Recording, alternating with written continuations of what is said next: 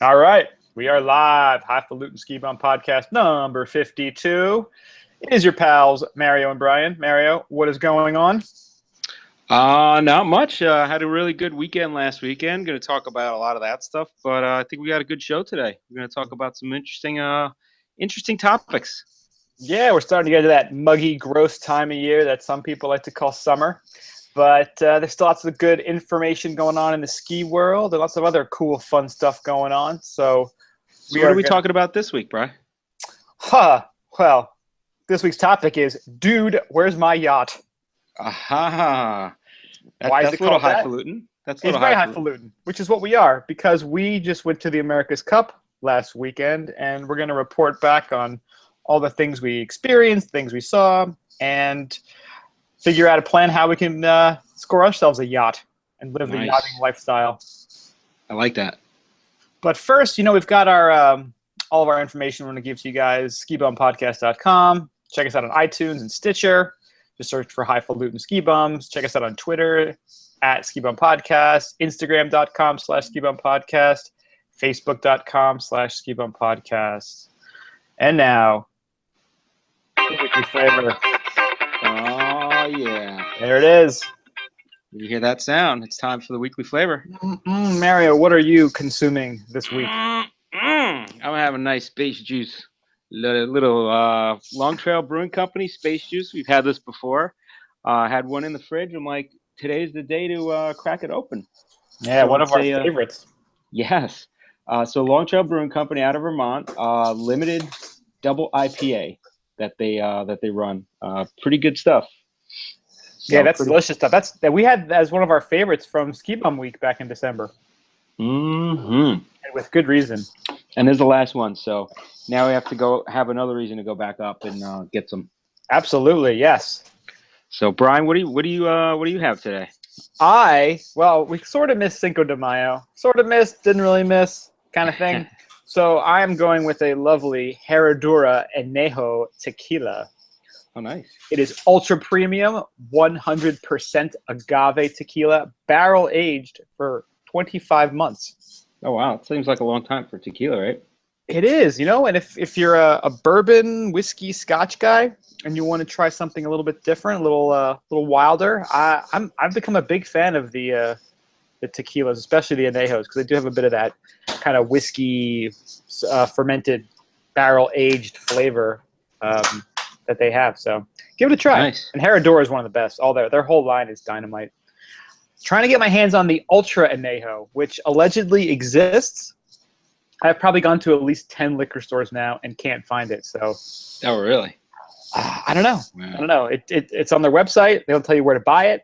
I've never seen it anywhere. No one's told me where to get it. So I'm good. That's kind of one of my missions for the summertime, is to find this Ultra Añejo from Herradura.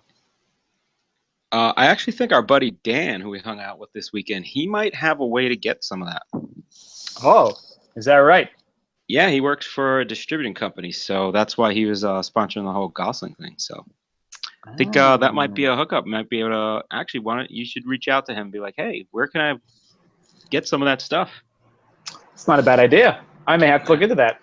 Yeah, got to use our sources where we can, That's true. And we'll get more into that, into Goslings and our new friends that we made this past weekend. But first, we have to do what we do best. Oh, yeah. The honky-tonk ski news music. Got a little ski news coming for you. That's right. So, Brian, let's a lot of big ski news. A lot of ski areas are undergoing major renovations this summer. Especially out west. Out west, they had such a dynamite year. They were just rolling in cash money. So what do you do with that cash money? You spend it on renovations to make next year even better. First place, Taos Ski Valley. So they are building a new hotel, the Blake Hotel, that is projected to open this fall.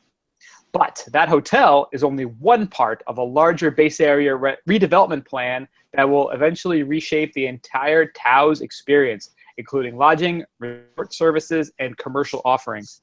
And I think we had mentioned that on an earlier podcast. I know a lot of the locals, and again, I think this happens whenever there's a big expansion, is that the locals usually look upon that negatively. because they don't want to ruin the culture, the history, what they had earlier. And I know Taos is kind of like a very hippie-ish, artsy community, so I'm sure they're having some blowback, some pushback. But I think it's been in the works for a while, and they're starting to just concede at this point, which is, good or bad, depending on what side of the argument you're on. Yeah. Another one, Yellowstone Village, the exclusive Yellowstone Club, is creating their titled Yellowstone Village. All right, so it's the Yellowstone Club is creating the Yellowstone Village with 4 new residences situated next to the base area. Floor plans go from 2,000 to 8,000 square feet, all across the club's core area. New lobbies, underground parking, and let's see, that is a ton of space. Dining, bars, 8,000 square feet, and they're actually gonna have 2,200 skiable acres of members-only powder. Oh, that's like the exclusive powder that we saw at that one mountain where they had the little huts or whatever it was. Yeah, that's right. Well, that was out in Colorado, right? Yeah. I guess that's becoming a thing now. There's only so many new amenities. I mean, how many different new kind of ski amenities can you possibly create that provide value?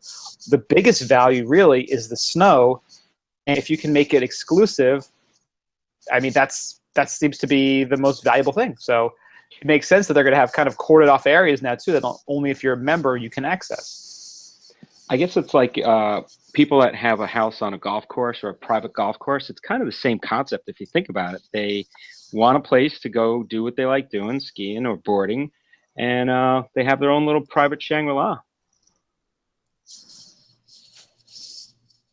Yeah, you pay for that. Yeah, you're breaking up a little bit. So I'm going to turn the camera off. Turn yours off too, just so we can save some bandwidth. It's almost like baseballs with the Perrier. It's kind of like Perry Snow. That's all I can think of. So next up, Jackson Hole Mountain Resort. They introduced the Teton lift last year, and that's just the start of their new on-mountain improvements. So they're going to be doing a new gondola as well, the Sweet Water Gondola, to improve its capacity to keep people moving out of the base area and eventually provide access to a yet-to-be-built ski school for the top. That is just adorable. New gondola is an 8-person cabin. Will cover 1,276 vert in 7.5 minutes, starting from the top of the Bridger gondola and the Tiwanaut high-speed quad with the mid-station in the Solitude area near the Casper restaurant. That's a good spot because I know the Casper restaurant, that was always it was always a real pain to get to. It was just in that weird spot. A lot of traversing was necessary, and yeah, it's kind of going to be a good spot, I think, for them to put a new gondola up. I think you might be on mute. Is that possible? Did you mute yourself? Did I mute you? Yeah, I was on mute. Never mind. Oh, there you go. Now you're back in the game. Now back in. All right, we're good. We got this figured out. We're using new technology to our advantage. Technology, yo. Yeah. So that the new one at Jackson is slated to open next season. So, well, this season, sounds upcoming. Awesome. Because remember what a pain that weird traverse over to the Casper restaurant was? Yeah, it was really strange, and it was a little dangerous because you had to cut across like a bunch of trails. A lot of the Black Diamonds you had to cut across too. So people are bombing these runs down, and you're kind of just piddling through there on your traverse. It was a little bit sketchy. Now too, the Casper restaurant. Now I rated it as one of my favorite on mountain things that I ate there. They had a pulled pork sandwich that was out of this world. So. If you're in Jackson Hole, make a trip to the Casper restaurant and get that pulled pork. I think you had tacos there that were pretty out of this world too, right? Yeah, they had several different kind of tacos in it. I was on a Taco Quest. It was good. Taco Quest. That would be an awesome show for Telemundo to have. It'd be a video game. Taco Quest. You got to ski for your tacos. Ooh. You ski across. You got to ski across the traverse to get to the tacos. The Choco Taco. It's a dessert taco. I'm surprised they haven't had more competition. I like the Choco Taco. It's amazing, right? But why is it like a frozen cheesecake taco? Yeah, I mean, it has a waffle cone taco shell. It's perfect. I think the whole dessert taco market is very untapped at this point. Oh yeah, they could definitely. they could do like a whole bunch of like instead of like the froyo where you put like all your toppings on the yogurt, you do that with a taco shell. Oh, that's a really good idea. Or Instead of cups, you get taco shells. like the cannoli, like they could break the cannoli out of its shell, put it into a taco shell, and you could do a little more toppings and fillings and stuff. Yeah, I like that idea. Untapped market. Untapped. All right, so next, Squaw Valley. With the movement to incorporate Olympic Valley dissolved, Squaw Valley's plans for a complete reimagined base area village only will have to get approval from the county. They are working on a project to significantly increase lodging, commercial space, and attractions. But of course, that's what the locals are very upset about. And they're also putting in a base-to-base gondola connecting Squaw Valley with Alpine Meadow, which would be a pretty pretty extensive dynamite addition there. Whistler, we talked about their Renaissance project, which is just a whole ridiculous $345 billion renovation. That's going to be awesome. So we won't get into details on that bad boy. Big Sky, they're doing some lift replacement. Announced that the Challenger lift, which was shut down mid-season, would be replaced by a fixed grip triple. Came out that the aging Lone Peak triple will also be upgraded, and a new detachable 6-seater bubble lift will be constructed in place of an old triple that currently provides access to the bowl. Bowl it up. One more, the long-abandoned Stagecoach lift project, which was once the independent resort of Moonlight Basin, is rumored to be completed this summer as well. I've noticed a lot of these the bubble lifts popping up now. I think Mount Snow was the first one to have it in North America, right? I think they were. So they claimed. So they claim. Yeah, I mean, you go out in Europe and we saw it everywhere. I mean, they have like, what did we see in Austria? They had an 8-person bubble lift. Oh, that's right. Yeah, that was a monster. It was massive and just incredibly insane. I was like, first off, it was an 8-person lift, and then it had the bubble, and it was just massive. My favorite thing about those 8-person bubbles was the like staggered, the staggering of the way people got onto it. It was like a race. Yeah, exactly, like a starting block at like a race. And yeah, it was that was pretty funky. It was almost like a Super Mario Brothers kind of contraption to the way it kind of swung around. Well, it freaked a lot of people out because the people on the ends went first, and then everybody else was after. So you see the people in the middle were like panicking, like, my thing's not opening, I'm going to miss the lift. And like, no, it's designed that way. Yeah. It was kind of freaky. Science, yo. Science, yeah. I couldn't believe how big those lifts were. That was pretty awesome. Yeah, that was pretty crazy. Person bubble. All right, so next we have Jay Peak, Vermont. So this story is getting weirder and weirder. It's like an onion. You're peeling it and you're just going to cry because in the end, Jay Peak's just losing out. So attorneys for Miami businessmen asked federal judge Monday to allow them to resume operating projects in and around Vermont ski areas and that the U.S. Securities and Exchange Commission lawsuit is trying to prevent. So basically, Ariel Quiros is one of the guys that's named in the Jay Peak Resort suit, where they're saying that they misappropriated funds for some projects, either for personal use or for projects they were not meant for. So they're saying about $50 million is what was misappropriated out of about $200 million in investor money. Yeesh. So while this is going on, they're actually saying that some of the money came from a program from foreign investors that invested in a federal EB-5 visa program, which allows permanent U.S. residency for people from other countries who finance projects that create a certain amount of jobs. So now they have this whole thing of misappropriating funds from projects used for other projects and personal use to now this, I guess there's going to be charges associated with this, trying to give permanent U.S. residency for rich people from other countries. So it's just, wow, it's just getting really crazy. So I guess there's going to be appeal after appeal, and with people with money, it's going to go on for a while. But they're trying to shut him down from doing anything. He's saying he's going to be exonerated, and they're shutting him down without having found him guilty of stuff. So it's just kind of, and he's trying to claim that other people are involved that are going to be sent back to their countries and all this other stuff that have invested part of the investment. So there's a lot of different layers to this whole lawsuit, which I don't know. I'm going to have to sit down and dissect it, but it's just really, really kind of crazy. Yeah, this whole thing seems like it's really only going to benefit the lawyers at the end of the day. Yeah, it's just kind of weird because it's SEC, it's federal, so federal usually doesn't even prosecute unless they know they have you on some charges.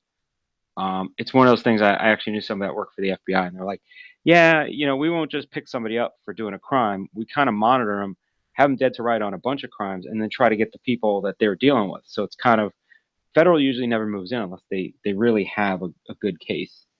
And for them to take this up, you probably have a pretty, like I said, there's different things here. Now this is this whole other program that came into the mix along with the SEC misappropriation of funds. So I imagine there's only going to be more stuff that comes out. So it's crazy. Yeah, we'll just have to wait and see, I think, at this point, and hope we can actually get up there and ski next year. I think operations are pretty much going ahead as they always have been. I know there was some talk of them having to shut down, but I think it's been business as usual for the most part up there.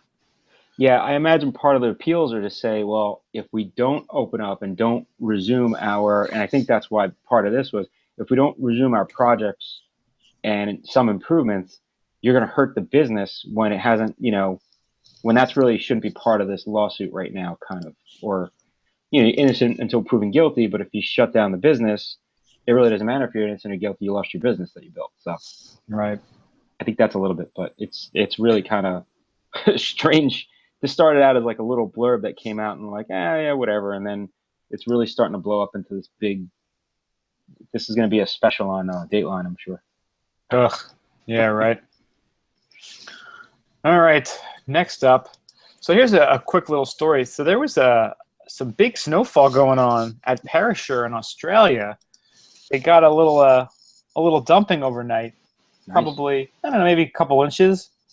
But, for them, it's like if it snowed in the northern hemisphere early in October, a nice big dumping. So yeah, they got a little bit of snow down there, so they're getting excited down under, which is good, which is always a nice ski option too. So if you're looking to do some skiing in the North American northern hemisphere summertime, Australia may not be a bad place to go. I included a link to the site on the with the show notes. Mm-hmm. And if you look, I like their logo. It's pretty neat. It's like it's kind of a play on like mountains and stuff. It's pretty interesting.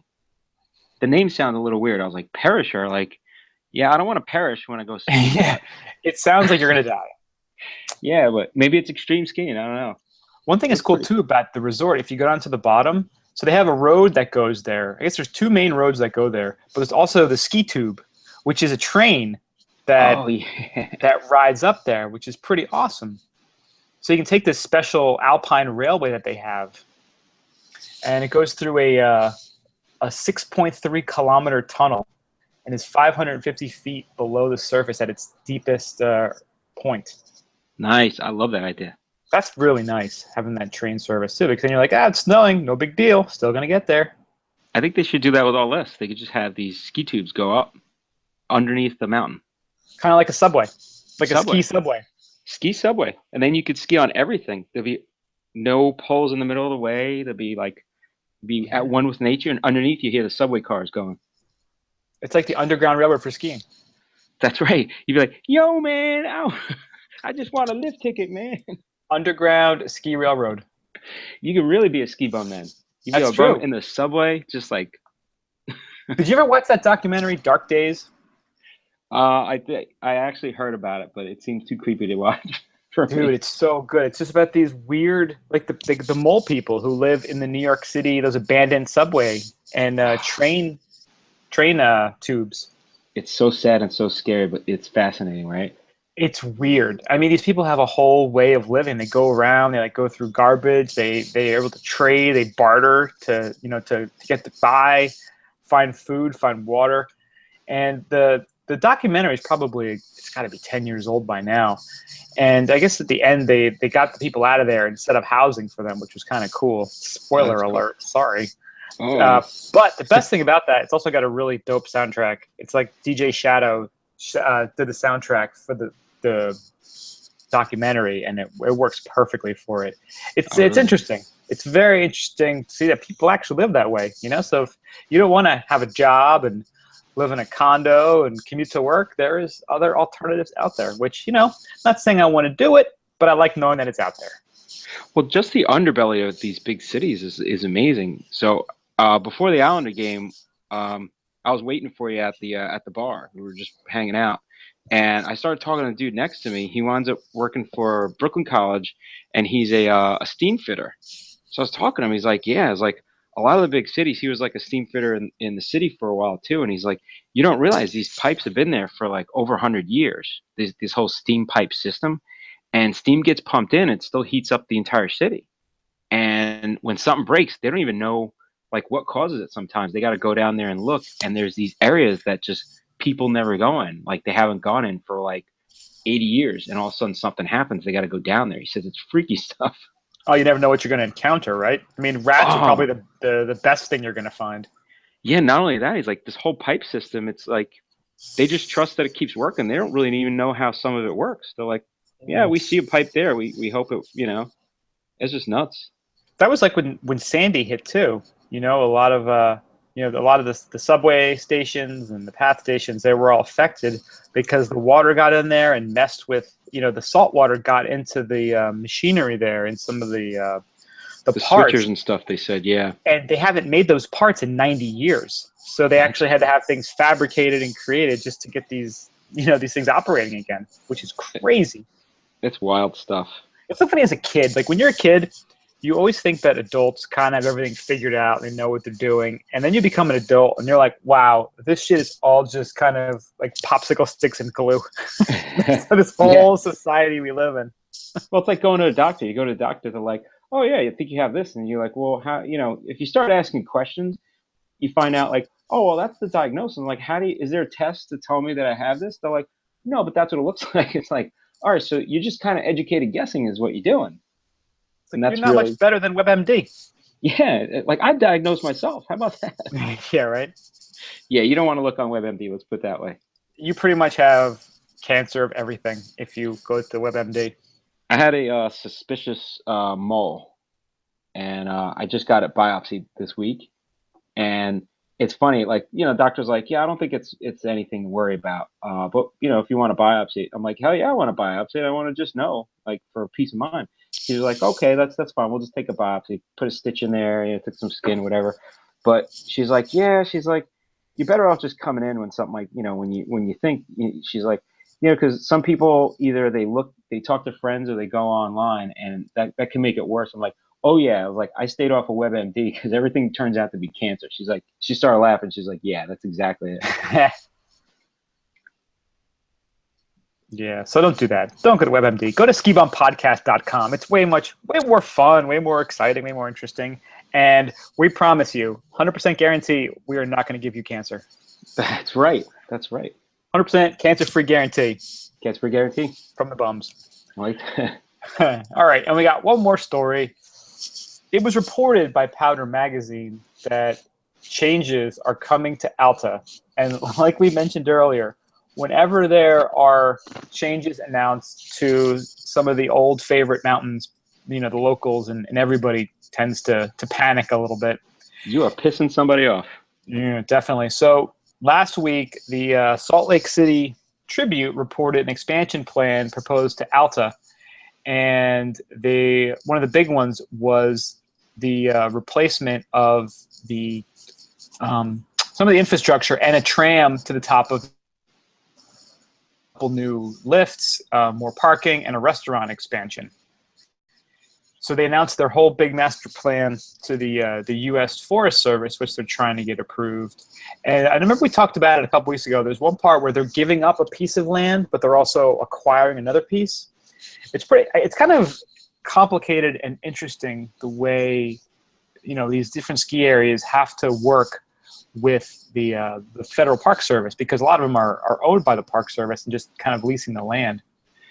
But yeah, I don't want to go into details here because, you know, it's a lot of words. And A lot of work. Well, Mount Baldy is where they want to put the lift up, and that's what's causing the big hubbub, right? right, because that used to be the spot where you had to, you know, hike your way up to. Yeah. So of course people tend to, you know, freak out a little bit about that. You're ruining it, man. Yeah.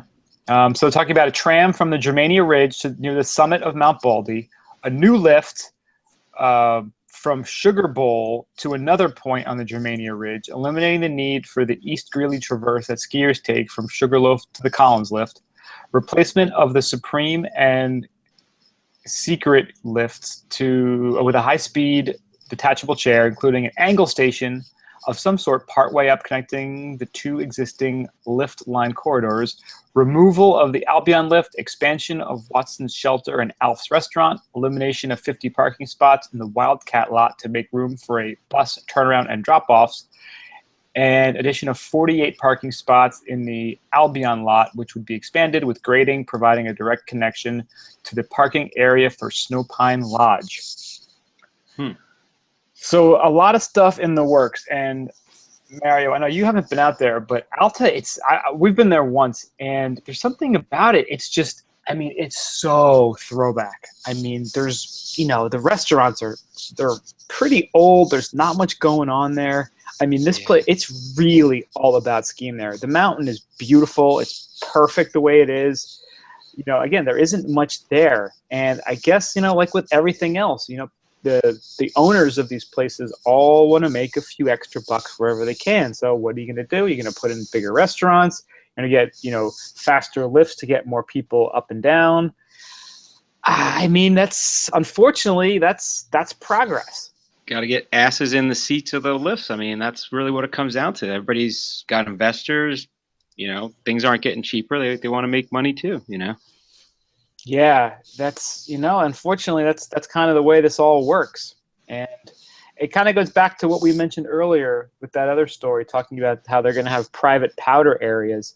You know, if places do get too busy, too crowded, they find a way by having those exclusive areas. Or, you know, if you're a season pass holder, you get to go out an hour earlier. You know, they're making that powder the rare commodity that, you know, people. It's kind of like the Disney Speed Pass, right? You pay like an extra, I don't know, it's like $100 a person just to cut the lines and stuff. It's crazy. Yeah, that's exactly it. Like Easy Pass, like on Route 70, they have that Fast Pass plan. That's pretty much what the next step seems to be in our sport, is that they're trying to, you know, they're making the powder the product, and there's going to be a way, if you have the money or the means, that you'll be able to get that by spending more money to get exclusive areas or, you know, exclusive times. And unfortunately, that's the way it seems to be going. Bunch of D-bags on the mountain that can't even ski well. That's what's going to happen eventually. Thanks, Jersey. Right? That's there. That's, you know, I mean, thanks, Jersey. What's next? Are you gonna have an exclusive country club setting to go skiing? It's like, I can't even ski this mountain, you know. So I kind of understand the blowback. People are like, well, you're kind of ruining like the nature, and then they're leasing it back from the federal government, which is a national park, which we all collectively pay into. So why would it be exclusive? You know what I mean? Yeah, it's very true. And that's part of the argument. Even not allow snowboarders in some of these places is if they're leasing land. You know, I know they have a lease, but still, it's like, okay, well, it's still national park, which everybody owns. You know? Yeah, that's Alta again, right there. You know, not allowing snowboarders. Crazy. Yeah, it's interesting. It's interesting to see these battles being fought and how things play out. Because again, you have, you know, things like the One Wasatch project to try and, I guess they're still kind of working towards. I don't know if it's going to happen out in Utah, where they're going to connect Little Cottonwood and Big Cottonwood, and, you know, people are pushing back on that as well. And it's going to eliminate some of the backcountry area. It's going to make other places, you know, get too crowded. And that you see that happening, and then you see something like this investigation at Jay Peak, this, you know, SEC investigation, that, you know, people are trying to make as much money as they can. Sometimes they're doing things allegedly unscrupulously. Yeah. So it's it's about finding that balance, about finding the what's the right way to do things and what's the best for everybody. And so we'll continue to keep posting and reporting to you guys what we're finding out. The new information comes through, but for now, we'll just have to sit back and wait and see. Yeah. That brings us to our topic. Oh, hear that sexy, shaky, topic-y music. So what are we talking about for our topic today? Dude, where's my yacht? Boom, I like it. Yeah, so Mario, why don't you give us a little rundown of how things went down last weekend? All right, so I'll start off. Well, so Saturday, so we decided. So Brian and I actually Friday. I didn't even include this on the outline, but like Friday we started out with Islanders playoff game in Brooklyn. First game I've been to in the new stadium. I'm a big Islander fan. Brian's not a big Islander fan, but he's a hockey fan. We had a great time there. I tell you, it was a lot of fun, right? It was very cool. We had a really, really good time there. And I'm sure if you follow us on Instagram, you would have seen how much fun we were having because we posted every pretty much 10 minutes. I keep looking at the Stanley Cup photo and just keep laughing. You know what? I wonder what that poor bastard did with that thing after they got eliminated in 5 games. But it was genius. He made a Stanley Cup out of, I think it was Tupperware and tinfoil in the stadium because you couldn't just sneak it in. So unless he had this cup in his ass. In his ass. That's all. He'd be damned. Let some security guy take his cup. That's right. So we did that on Friday. It was a lot of fun. Like Brian said, the Instagram, so we did that. Then after having no voice and being out pretty late on Friday, Saturday woke up, went down to Jersey City, and our buddy Dan Lefevre from Castle Brands was hosting a Gosling's rum event. And anybody that knows Gosling's, they make rum and they make that delicious ginger beer, which I put in. You can use for Dark and Stormies, but you could also use them in Moscow Mules. And I tell you what, Brian, tell us a little bit about that. That was a lot of fun, right?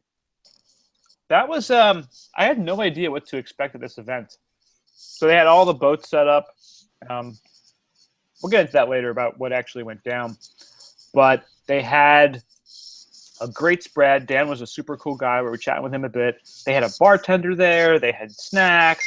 They had a whole viewing area on the TVs. They had, we were right on the riverfront right there for the event, and just a lot of people hanging out, very friendly, great weather.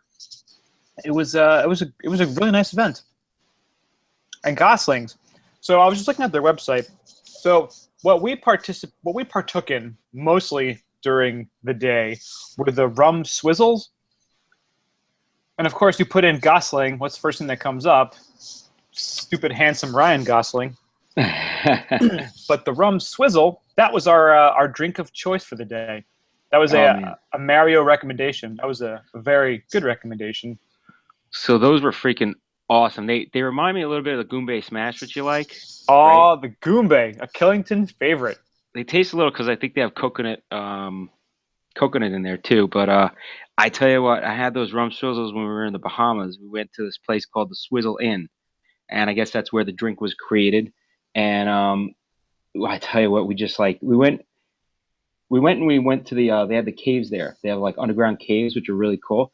And then we went out. We were waiting for a bus to go back because we were on a cruise, and we just took the bus there and bus back.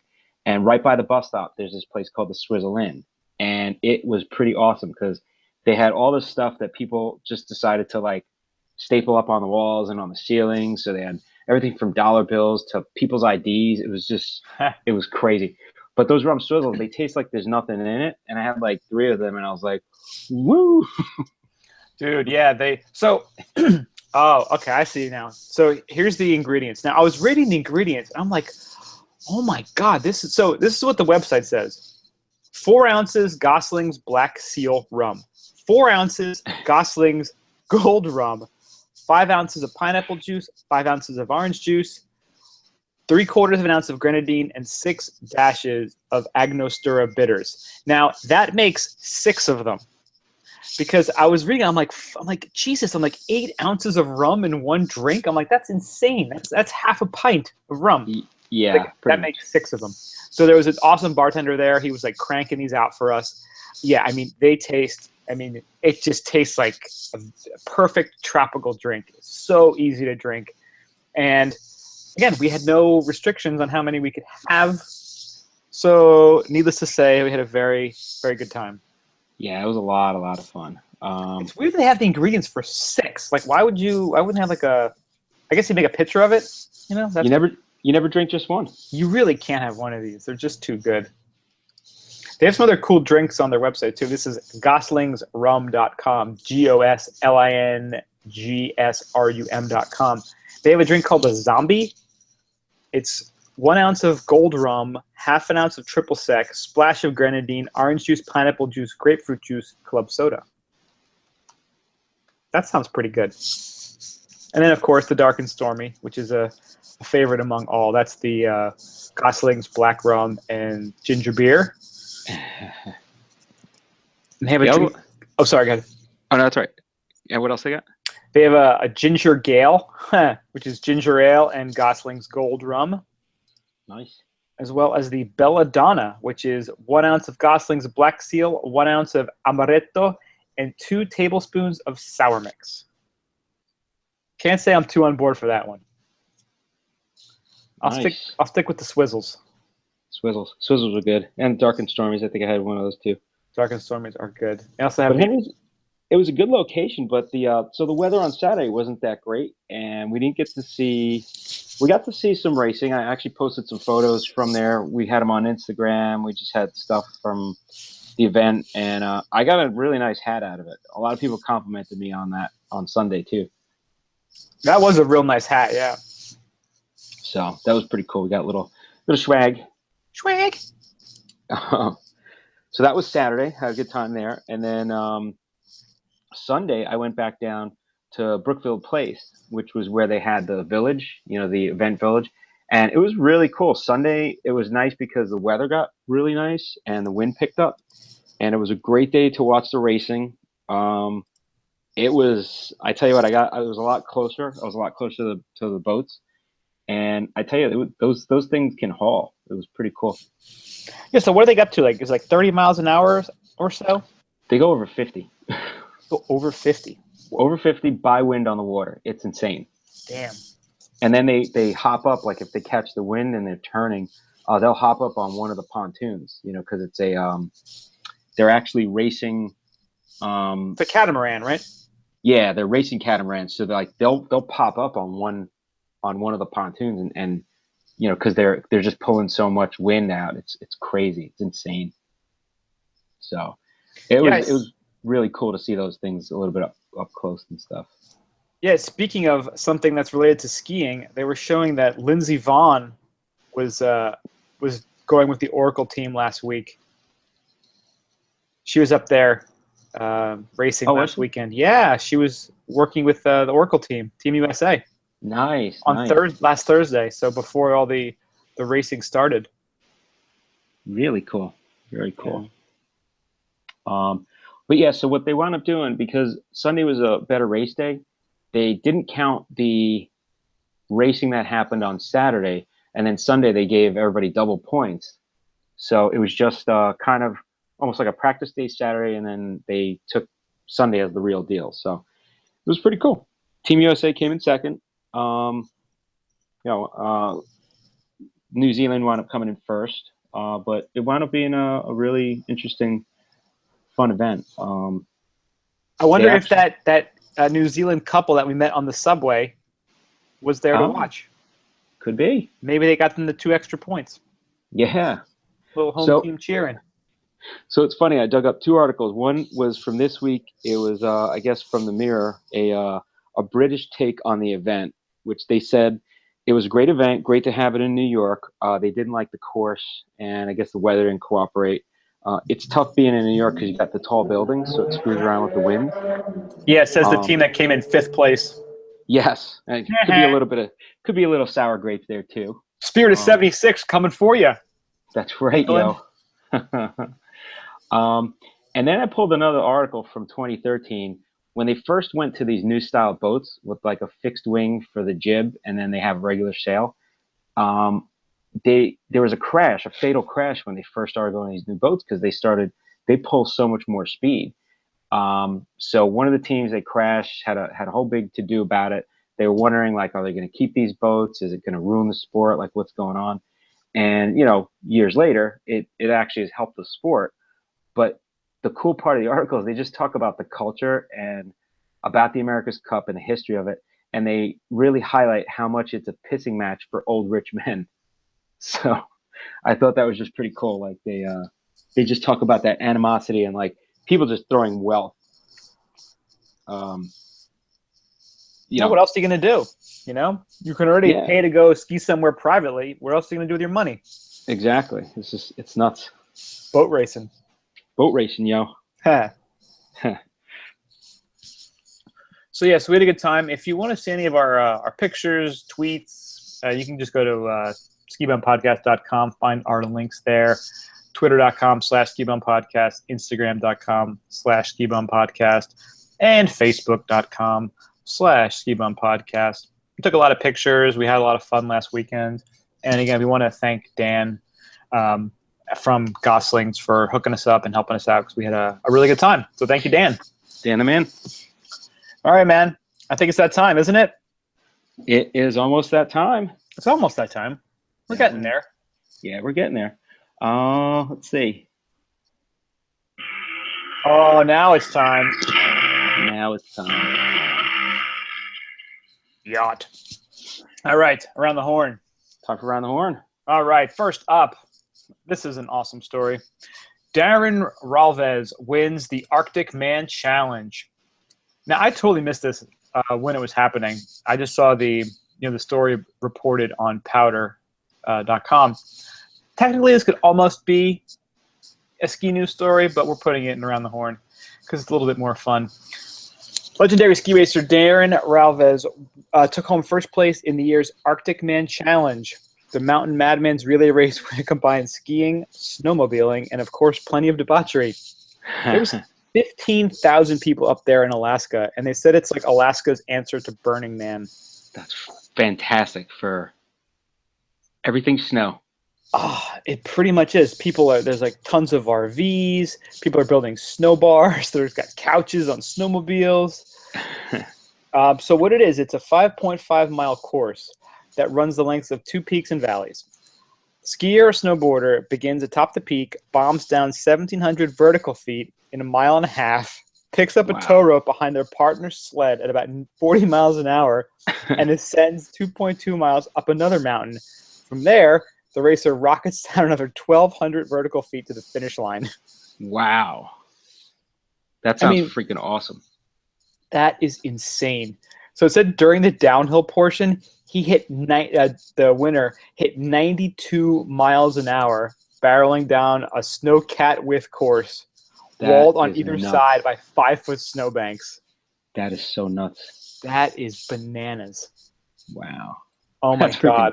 I love that. I think they had this on one of the ski movies. They showed this, but I don't know if it was as big as it is now. Is it a Red Bull event? I'm trying to figure it out. I don't know. One of the guys on those things looks like he's wearing a whole Red Bull outfit, but that doesn't mean it's a Red Bull event. No, it's Polaris. So the Polaris. snowmobile company. Cool. The Arctic Man Classic, yeah. It took place April 10th through April 4th to the 10th. So this is actually kind of old, but it's freaking awesome. So we're reporting it now. So we're going to be ready for it next year. You go to arcticman.com. They got a whole site. Arctic Man. Arctic Man. That is so awesome. That is freaking crazy. So congratulations, Darren. I know it's a month late, but you are the freaking man. So great job. And great job to all the competitors, because this just seems like it's just such an awesome party. Yeah, I guess it's just every April is what it is, right? Yeah, looks that way. Nice. Very cool. Yeah, they said that I guess he skied with TGR and stuff and been X Games, so or his snowmobile driver was in the X Games. So these guys are legit Arctic men. Arctic Man. Yeah, good stuff. Good stuff. So next up, we got a I'm sure people have heard about this already, but former Facebook workers are reporting that they routinely suppress conservative news. Um, so, outside of the political arena, just the idea that Facebook manipulates their news feed is kind of a big thing because, while everybody wants to believe that they're, neutral when it comes to either politics or just stories in general, agendas, this kind of is really bad for Facebook because it shows like that they really had a concerted effort to basically do something very deceptive to people on Facebook.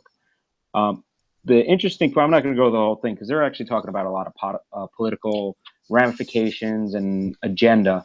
But I think it goes beyond that. It's the idea that they can push any agenda they want just by manipulating news feeds. So I thought this was interesting. And I was like, well, let me see, because it doesn't seem like something they would do just one time. And back in 2014, there was actually an article where Facebook was tinkering with news feeds to see how it affected users' emotions. And I'm like, you got to be, that is pretty effed up when they're talking about they were manipulating news feeds to see if what made people happy and sad. And they said they did it as a psychological experiment, but I'm like, they didn't tell the people it was a psychological experiment. And meanwhile, they're manipulating news feeds to either make people sadder or happier. I'm like, that's just pretty messed up stuff. So, You know who else did psychological experiments on people? The Nazis. that's right. So That's right. call Mark Zuckerberg what you will. Yeah. I mean, I just think that, for everybody out there, you think about news, we try to give you both sides of the story. We tell you where we have our bias, but be careful of all the news feeds that you think and all the news sources that you think are, very neutral. And a lot of times they're not. I mean, they are selling their product, which is their news, for advertisers. So they want as many people to look at it as possible. And sometimes that involves, playing around with news stories. Well, think about it. I mean, again, no one can be unbiased. I mean, we have talked about what we believe in. We're pro skiing, we're pro booze, we're pro weed, we're pro adventure. We're not hiding that. We can't hide that, right? That's what we're all about. And on Facebook, they are pro money. They make money by selling ads and by getting people to engage on using their product. Because think about it. How much does Facebook cost you a month? Absolutely nothing. What does that mean? That means you're the product. So they want you to use their product as much as possible. So if they're going to show you stories that validate your actions, that validate everything you believe in, of course they're going to do that, because the more you see that, the more you're going to go, oh, I can't wait to go on Facebook to see what makes me feel good about myself, what makes me see what so-and-so is doing. So it makes sense that they're going to do something like that, and that's extremely dangerous for people who aren't in the know, people who don't know that they're doing this, because they're going to have this very, very curated small piece of the pie viewpoint on everything if they use Facebook as their primary news source. Right. And not only that, like you think about just other news sources. I mean, was it Tom Brokaw got caught like fabricating stories? Dan Rather, I think Dan Rather. Brian Williams, the whole thing with the in Iraq, how his helicopter got shot at, but really didn't. Oh, yeah. So, I mean, these are actual legitimate news agencies that got caught fabricating stories, which is it's just another whole level of just craziness. So, you really almost have to go to a website that you think you hate. Say if you're extremely conservative, you almost have to go to like a salon.com or a Mother Jones, I think, like those really liberal websites. Almost just once a week, just take a quick peek just to see that you may have a very a certain viewpoint and view of the world, but not everybody thinks like you. And the world isn't made up of people with one viewpoint. So you have to at least acknowledge that people think differently than you. And you may not agree with them, but realize that, for us to kind of move in a positive direction as a species, as a culture, as whatever you want to break it down to, we kind of have to at least work together somehow. Yeah. That's crazy though. Yeah, but that's pretty messed up. And I know Twitter changed their algorithm recently too, where they have that, oh, you may have missed this, or we think you might like this. So instead of just being chronological, the way Right. they used to do it, they're kind of throwing these chunks of information that's a bit more curated at you. Again, I don't Well, it's know like, what their algorithm is. I'm sure they don't really disclose that either. But right. it kind of I don't know. I don't know if it cheapens it, if that's the right word, but it makes you a little more suspect about what you're seeing. Well, it's like we like to watch that show Silicon Valley, and they were recently talking about, oh, we can't change the algorithm to only show good stuff because that would ruin the integrity of having a search engine that, uh, unbiasedly shows you the search result that you want to see. If somebody manipulates that, then you're actually telling them there's nothing out there. There's only what we want to show you, and that's it's a coerced view of reality. Yeah, You talk it about cheapens it Google. tremendously. Oh yeah, I mean, we joke about it. That's a funny show, and they were joking about it. But this is actually kind of along the same lines. It's like, well, if Facebook does it, then you wonder, like, is Google doing that? Is Yahoo search doing that? Is any other website? They have the ability to do this, and it's just kind of scary when you think about it. So it's kind of a little bit of buyer beware. Yeah, it's like my aviato. My aviato? Could there be any other aviato? If you don't want Silicon Valley and you're into anything technologically related, you are completely doing yourself a major disservice. It is such a great show. This season's been a little bit weird, but I think it's starting to go in the right direction. Yeah. This last episode. Yeah. Really cool. All right, so that was Facebook. So be careful when you're on Facebook. You really can't trust everything you see. That's what we're saying. That's right. The bums let you know. All right, next up. Snow chasers are skiing dirt in Iran. What are you going to do if you don't have snow? You're going to find some dirt to ski, right? Like dirt skiing? These guys were skiing dirt spines in Iran. Iran. The video is awesome. The video is really, really cool, yeah. I don't one dude's from Austria, I guess. I don't know if they're both from Austria, these guys. But yeah, they decided to go out and said, you know what? I guess we could go further down, further south to find some snow, but we're going to go to Iran. I don't know if that would be my first choice for finding some dirt skiing or sand skiing. It is pretty wild to watch it, though. I guess, like, it almost looks like the conditions are similar to some types of skiing. I mean, I guess you gotta probably do your research and find the right kind of dirt, the right kind of sand for it. But yeah, it looks pretty awesome, actually. Where they jump into is super steep. Yeah, you definitely don't want to bring out your new skis on it, though. Yeah, no. That's why you definitely want to rent some. Yeah, rentals. You bring rentals to that. Yeah, I'm not sure if all the dudes are Austrian, but I know a couple of them are. So I guess an Austrian going into Iran wouldn't be quite as bad as an American going into Iran. I don't really think they want us there per se. I guess falling's got to really suck on this too. Well, that's just it. You don't really want to fall. You're just going to scrape your entire face and body. Oh, dude, some of those spines they found are nasty. It looked pretty cool. I was like, wow. Oh God, yeah. If you fall on that stuff, party's over. Yeah, they don't show any falls in this video, which, Yeah, hopefully there weren't any. And I can't see their Austrian, their Austrian healthcare translating very well into Iran. Hey, you never know. I mean, but you know what though? Just like we're talking about with Facebook, how they're curating their news. How do we know that Iran is just so evil and crappy? Because maybe our media is manipulating that and telling us that, but we don't really know the truth. My friend Burkhard from Germany, he loves going to Iran. He also likes going to third world countries to take photos and stuff. But yeah, he says it's fine going there. Wasn't there a Vice episode? I think it was Iran. The Vice show on HBO where they had a guy. I guess they still have very, very backwards ways of looking at gender and homosexuality. Oh, yeah. Had the one guy, change one, right? The sex change one. They're like, it's better to have a sex change than to be gay. Wasn't that their whole thing? I think the state pays for the sex change or something. That's what it was. Yes. Yeah.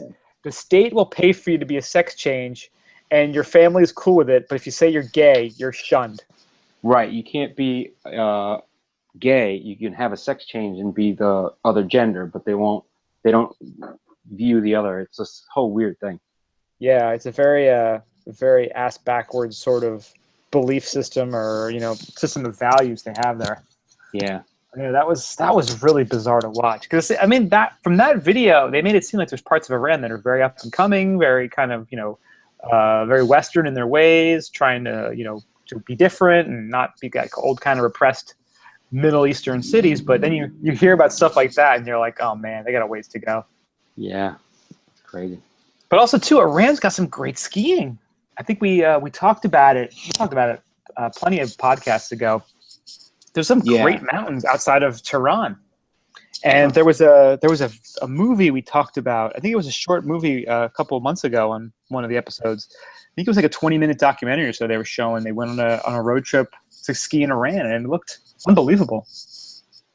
Yeah, I think that was War Mill or TGR. One of them went. I think it was a smaller outfit. I don't think it was one of the big guys. Yeah, when we were looking at all the trailers. Remember we looked at all those trailers? Yeah. We still haven't watched a lot of those movies we talked about on their trailers. So maybe that could be like our summer project. Maybe that could be one of our episodes this summer. We could watch a couple movies, do some reviews. I got to start binge watching. Binge watching ski movies in July. Yeah, that would kind of make me depressed. I don't know. We'll see. We'll have to look at that. That's true. Well, I think we'll make it work. I think we can figure that out. We'll make it work. All right, this is your story next. All right, so Brazil, the magical country of Brazil, which is had the World Cup, now they're hosting the Olympics. They are pondering an erotic theme park. Now, they're saying, what kind of theme park exactly? Erotic theme park. Erotic, not exotic, erotic. They're saying with no sex allowed. We'll see what that means, but somebody's trying to sell this idea of a theme park. So bumper cars designed like genitalia? Sure. Everything, bars serving aphrodisiac recipes? Of course. Sex on premise? No. They're saying no sex on premise. But yeah, it's an interesting article. They're talking about how these people are pitching this idea. They're saying by 2018 they want to be able to open the doors on this park called Erotica Land near Parasiba, 2 hours from Sao Paulo. Now the debate is they're saying the public display of sexuality in Brazil. They're debating about it, but the argument, I guess, for it is saying carnival celebrations are very scantily clad, very sexual, very out there events. So it's like this party, conflict that they're having, this debate. They're saying about they're planning, their business plan is saying about $100 for visitors to get in, for those who can afford it. And they're going to have like a whole sex playground, labyrinth, Ferris wheels, water slide, history of sexuality museum. And they're trying to say it's a racy theme, but the idea behind it is that they'll promote a healthy approach to sex. So they're saying they're not going to allow intercourse in the park, but they will probably operate motels nearby. Is there going to be an alarm that goes off if they hear a dick going in a vag? Some alarm goes off, and there's going to be like, they're going to separate them somehow? They should have a crew, like an entire 4 or 5 people at a time that come out and diffuse the situation. Like dick drones. That's right. The a sex crew that breaks it up or something. Yeah. This sounds bizarre. So you want to have a erotic theme park with no sex allowed? Yeah. That's like saying I want to have a beachfront resort with no sand or water. Okay. Yeah. Exactly. No views of the water. No water. Yeah. It just seems like you can't have one without the other. Yeah, just people are people too. But it's funny. One of my friends saw this and he was like, he does construction and building management. He's like, oh, they're probably trying to find, they're probably pitching ideas of what to do with all the stadiums and all the venues that are left over after the Olympics. Because a lot of times, there were stories recently done where, they have these Olympics in these places where they probably shouldn't have had the Olympics, because while it's nice to try to boost the economy, they don't have an economy to support everything that they've spent all this money, time, and resource to build after the Olympics. And like some of the places, like some stadiums are like parking lots and things like that, where it's just like, they just wasted money. So I think they said it could be a pitch to say, hey, let's do something with some of the venues that are left over. So who knows? Maybe it'll go into. There's some of that, but I mean, there's so many stadiums, and they're all over the place. I mean, you would need to have multiple erotic theme parks to. Well, I guess for the Olympics, that's going to be happening now. I was thinking of the World Cup, all the stadiums that are already there. But now, wouldn't it kind of also have made sense to have had this before all these events, like before the World Cup and before the Olympics? So all the people who are coming down there who want to be, who are coming down to view the events have somewhere to blow off some steam, quote unquote. Yeah, that would be nice. But then, it's building. They would have to have another venue in addition. You know what I mean? I'm just wondering if they're going to have like some sexual logo, some mascot, like a pornographic Mickey Mouse or Joe Camel with some parts hanging out or something. That's yeah. I mean, you gotta have a mascot, right? Yeah, there's going to be some kind of logo, a mascots running around the park. Yeah. So that would be very interesting. So we'll see what happens with that. We'll have to follow that story. Definitely. We have to go visit it. Little field trip. That's right. An erotic ski bum field trip. Erotic with a K. That's right. All right. Since we're talking about soccer already, next story. This was from Vice Sports. Now, it's kind of got a Game of Thrones tie-in as well. Club Deportivo Palencia has just debuted their flayed man uniform. So imagine the human anatomy just with the skin ripped off. And that's what these jerseys look like. Wow. It's pretty interesting. It's like that museum where the skin's off of all the body exhibit. Oh, the bodies exhibit, yeah. It's like that, watching them run around play soccer. It's gross. Yeah, do they show the back of the shorts? Like, is it like a butt? I don't quite. They didn't give us that shot. I'm trying to figure out, where is this team from? Are they from South America? Are they from Portugal? Like, I can't exactly tell. Yeah, I can't tell either. Well, Palencia. Where's Palencia from? It's Spain, maybe? Oh, man. Oh, it's got to be Spain. .es. So, España, right? Yeah. Oh, here it is. Palencia. Yeah, Spain's fourth. Yeah. So okay. Spain. Oh, man. If you go to their Twitter page, you get to see all of their different... Like, there's I guess, is that a goalie kit, maybe? It's purple? It's purple, yeah. Oh, and it still has, like, the logo, like, right across the abs. And that the crest of the team over the heart. Wow. Oh, my God. The three dudes, like, standing there, they look so weird. There's no, like, dong either. It's just really bizarre. And this is a horrible idea. Like, it looks funny when you see one guy wearing it, like, oh, yeah, that's cool. And then you see a whole team like, okay, now it's a little creepy. It's like the Boltons. Like, the Boltons now have a soccer team. Hey, maybe it's that mental intimidation of their rivals, you know? Here's a picture of the back, finally. Yeah, it's like a weird, like, butt-looking thing. You know, the gluteus maximus is represented.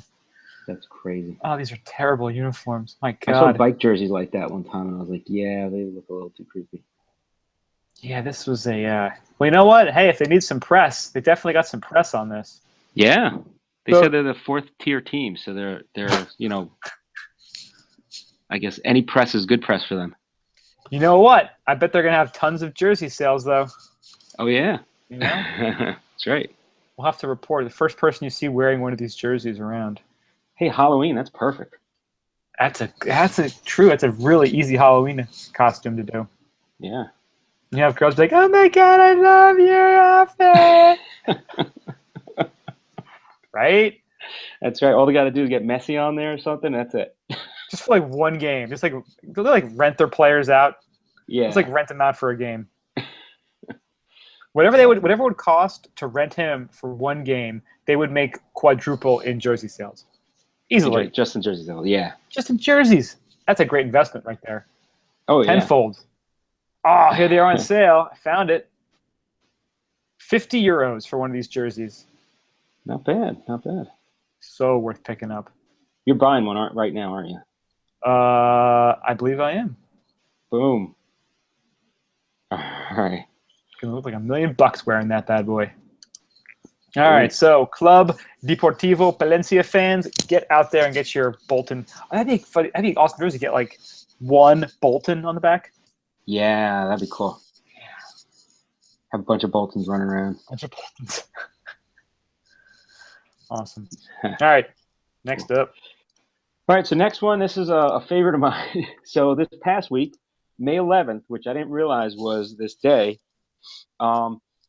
it was Leroy Jenkins Day. So if anybody knows Jenkins, if anybody knows Leroy Jenkins, World of Warcraft, I guess there's a video. I guess when things started getting like, posted online and videos like first started getting posted, this was one of those that became like hugely popular. Internet gold, you could say. Internet gold. And if anybody doesn't know, Leroy Jenkins, the guy, he's been on like I think he was on Colbert. He's been on a bunch of stuff. They even had him as a question on Jeopardy. Like, so there's a lot of like pop culture like references to him. So if you don't know who Leroy Jenkins is, take a look at the story and definitely watch the video.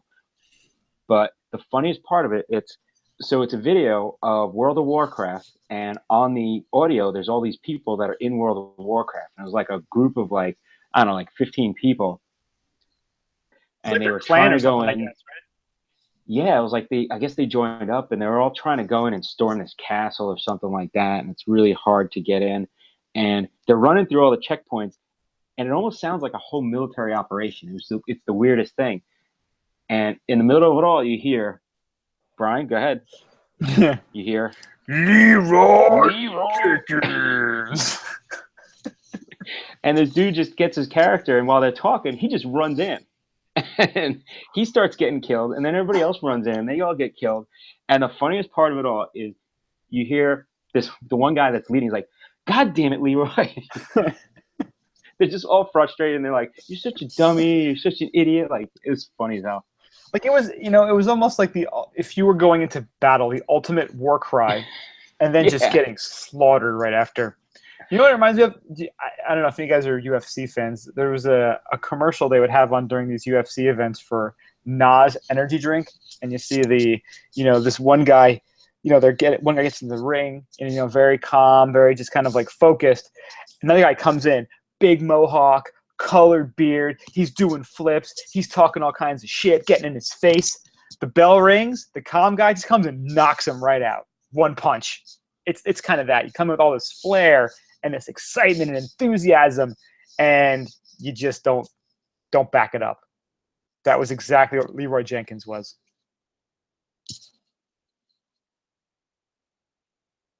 You still there? Hello? Mario, are you there? Or did I lose you? My rant.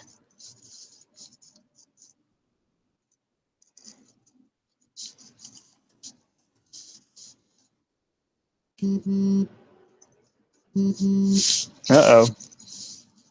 Sounds like the feed may have froze.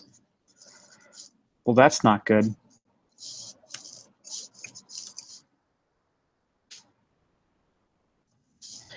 All right, well, we have one more story, and it looks like the Hill Farmstead Brewery 2016 Farmhouse Ales Festival will be going on, and it's going to take place on August 13th.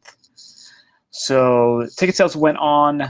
Tickets went on sale this past week, lottery-style format. So get in there, get your tickets. If you've ever been to Hill Farmstead, it is pretty much the best brewery in the world.